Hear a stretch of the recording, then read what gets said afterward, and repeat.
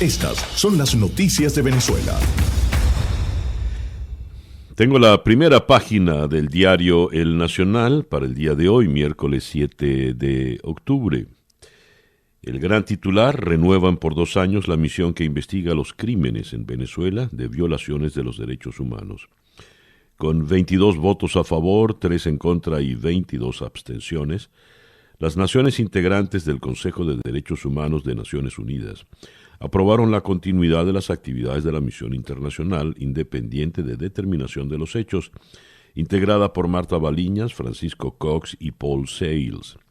Estos especialistas han venido investigando y documentando actos cometidos por el régimen de Nicolás Maduro que podrían constituir crímenes de lesa humanidad. Solo Eritrea, Filipinas y Venezuela votaron en contra de la renovación. Entre los países que se abstuvieron figuran México, Afganistán, Bangladesh, Camerún, Indonesia y Nepal. En realidad, solo 2 países apoyaron a Venezuela: las dictaduras de Eritrea y las Filipinas de Duterte. Destaca también el diario El Nacional: médicos y enfermeras sufren una crisis de ansiedad y depresión, las malas condiciones de trabajo entre las causas. La organización Médicos Unidos por Venezuela divulgó ayer martes los resultados de una investigación según la cual 70% de los médicos y enfermeras que tienen que lidiar con pacientes con COVID-19 presentó importantes síntomas de fatiga mental. El psiquiatra Carlos Tineo dijo que era esperable que en el país aumentaran la ansiedad y la depresión entre el personal de salud, entre otras cosas por las deficientes condiciones de bioseguridad existentes y porque los contagios se encuentran en una fase de crecimiento exponencial. Ese 70% significa que es una población que requiere intervención psiquiátrica. Son personas que están en crisis. No es un diagnóstico, pero sí lo podemos inferir, puntualizó el doctor Carlos Tineo. Destaca también acá el diario El Nacional: extienden prórroga para proteger a Citgo. El Departamento del Tesoro de los Estados Unidos volvió a extender la vigencia de la licencia general 5D para proteger a Citgo, filial de PDVSA en ese país. La compañía estará protegida de los tenedores de bonos que intentan embargar las acciones de la refinería hasta el 19 de enero de 2021, el día antes de la inauguración presidencial de Estados Unidos, según reseñó la agencia Reuters. La medida anterior de protección expira el 20 de octubre.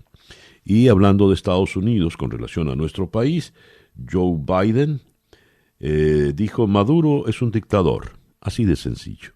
El candidato demócrata admitió conocer al jefe del régimen, a quien acusó de causar un sufrimiento increíble al pueblo para mantenerse en el poder.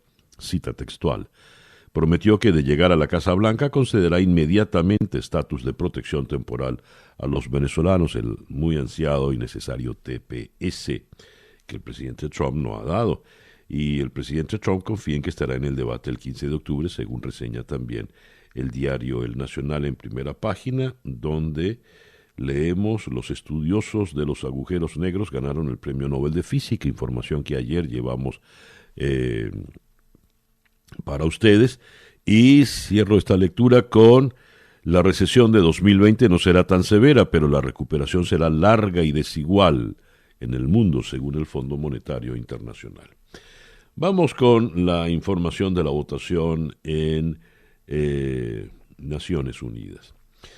Con 22 votos a favor, 3 en contra y 22 abstenciones, Naciones Unidas aprobó que se sigan investigando las violaciones de derechos humanos en Venezuela. Esto implica que se renueva por 2 años el mandato de la Misión de Determinación de Hechos que investiga los crímenes de lesa humanidad en el país. Se condena las violaciones de derechos humanos ya comprobadas y se llama a celebrar elecciones libres. El resultado de la votación fue contundente.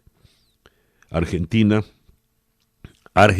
con todo lo que había dicho el embajador argentino en la OEA, cambiaron oficialmente la línea y el embajador en Ginebra votó a favor. Australia, Austria, Bahamas, Brasil, Bulgaria, Chile, República Checa, Dinamarca, Fiji, Alemania, Italia, Japón, Islas Marshall, Holanda, Perú, Polonia, Corea del Sur, Eslovaquia, España, Ucrania y Uruguay.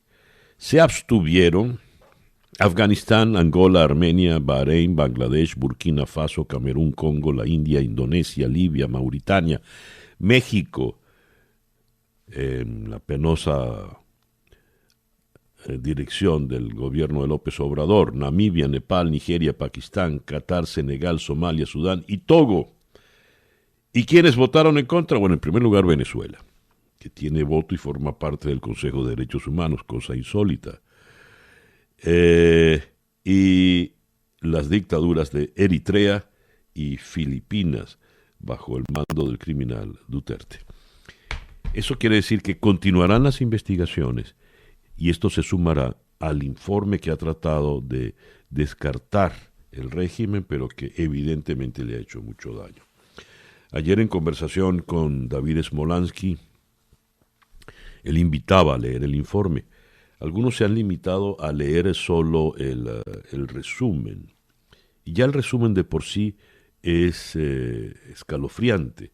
Pero decía Smolansky, hay que leerlo completo, las 400 y tantas páginas. Y hay que tener estómago para poder soportar leer ese cúmulo de crueldades y de desprecio por el ser humano que manifiesta este régimen. Oposición denuncia que la cifra de muertes por coronavirus en Venezuela duplica la informada por Maduro.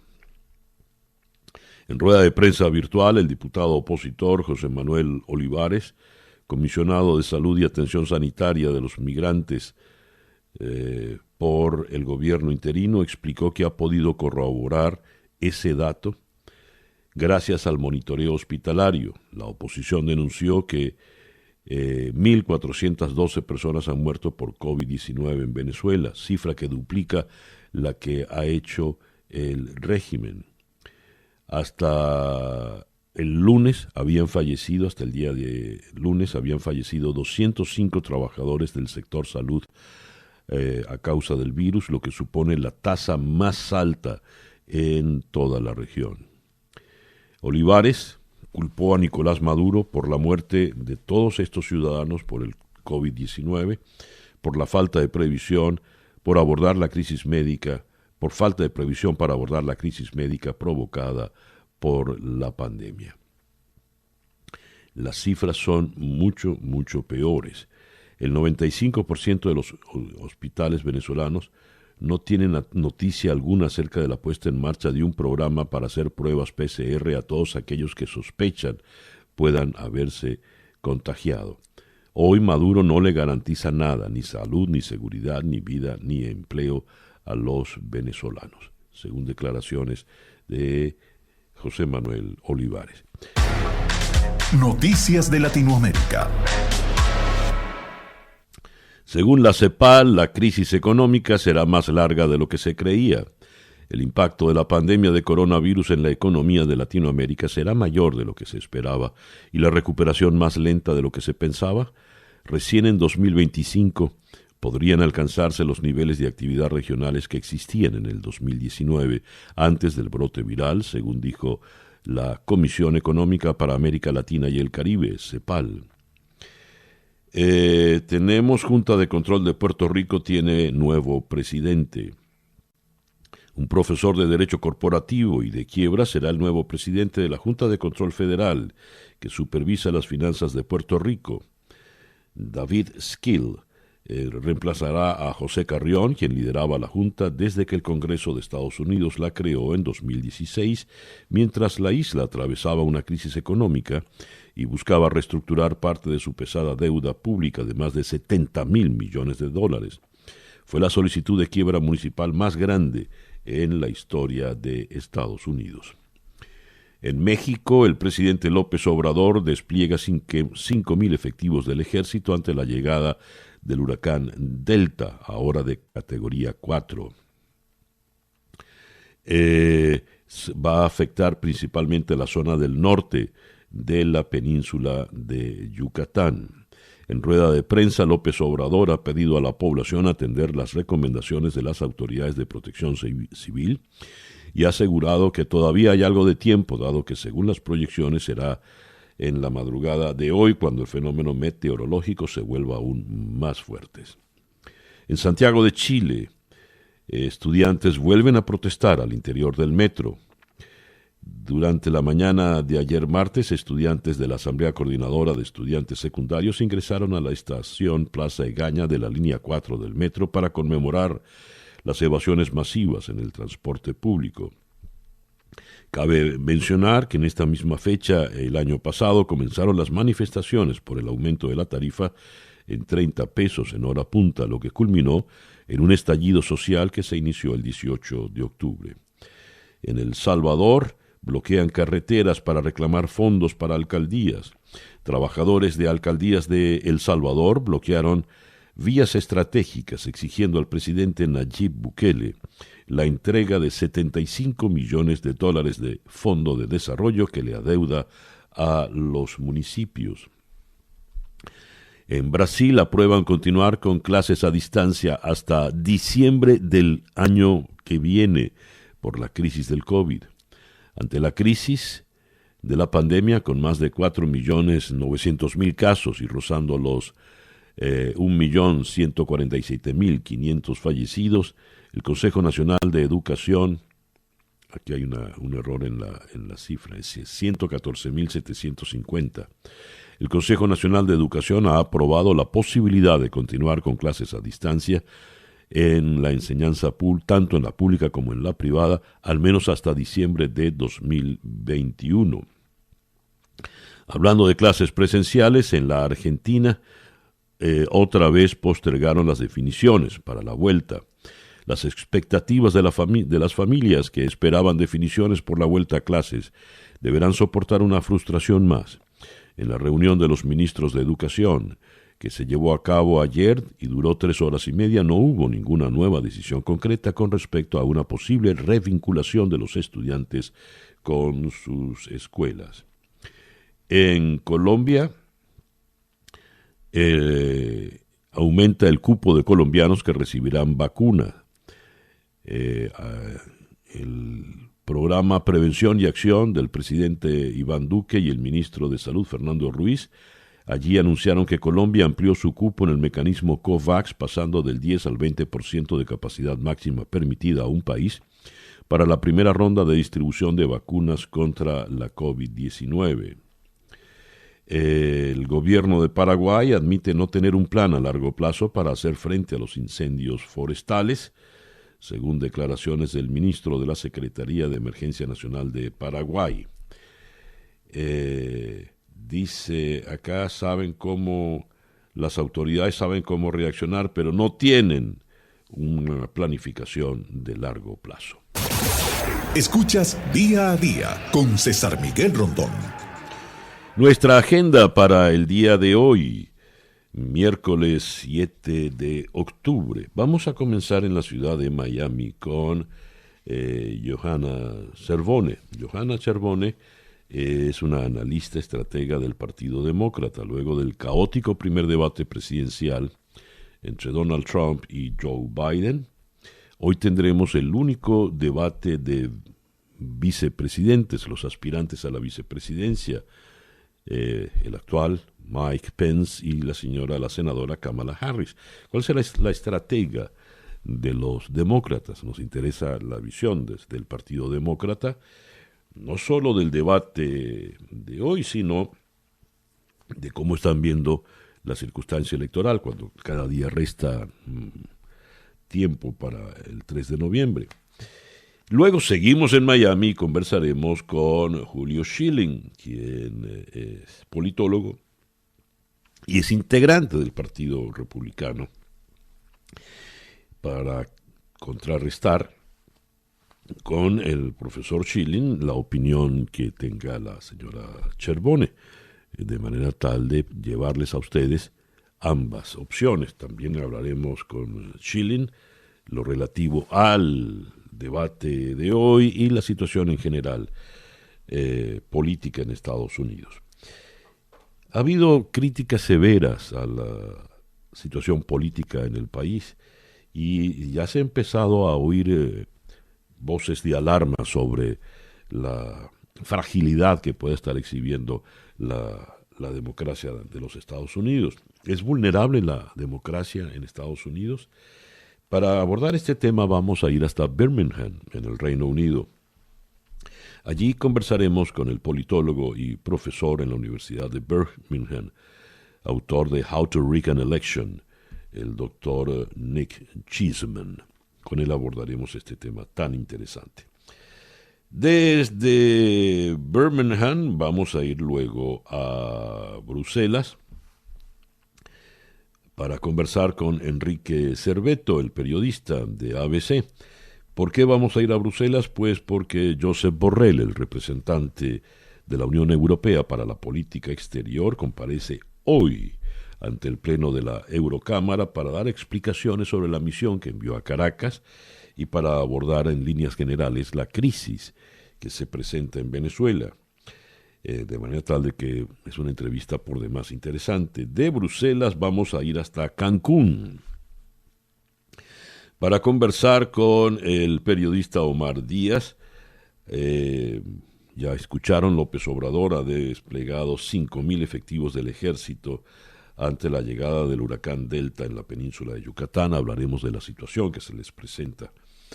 De Yucatán vamos a ir hasta la ciudad de Nueva York para conversar con la profesora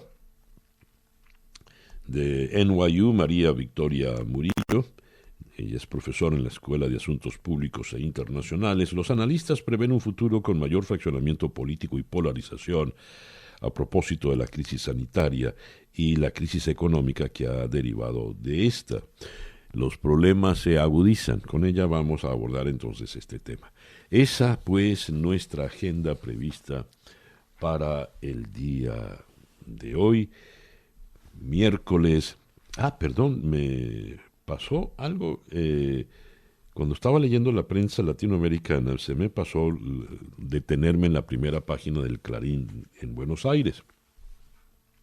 Gran titular de Clarín: el gobierno cambió su postura y condenó a Venezuela en Naciones Unidas, después del apoyo a Maduro que habían dado previamente en la OEA. Pues bien, les decía, esa es la agenda para el día de hoy, miércoles 7 de octubre del año 2020. El editorial con César Miguel Rondón. Regreso al comentario que les estaba haciendo.